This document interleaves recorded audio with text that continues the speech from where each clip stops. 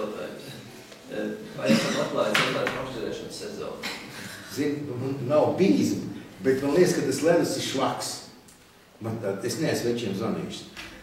Jo mazliet uzsala un tad uzskata sniegs. Un es gan domāju, ka Burtniekos vajadzētu būt, bet atklājis es neesmu.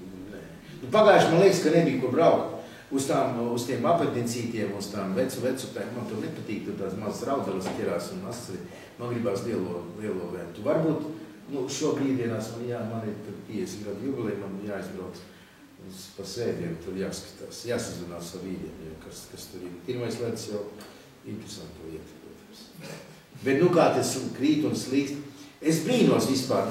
Pieredzējis makšķernieks jau viņš kā dara. Uz pirmo ledu nekad neiet ar rūdi.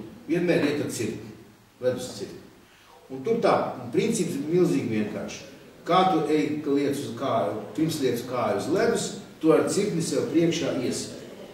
Un tu jau tevi izstrādāts ir tāds, tu zini, cik stiprs siciens, un ja tas cirknis iziet cauri tam ledu, taņuši, tad tur nevar iet. Ja tu uz sitienu nevar viņu pārsist, tad tur var iet droši. Pilnīgi droši.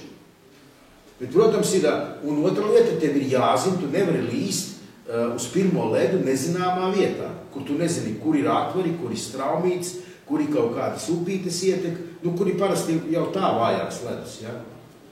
Un trešā lieta ir jāskatās, kāds ir ūdens līmenis. Jo augstāks ūdens līmenis, jo švakāks ledus uzsalst, jo straumi viņu. Bet, es domāju, ka ūdens līmenim jābūt palielam, un straumē jābūt diezgan palielam, man tādas arī būtu.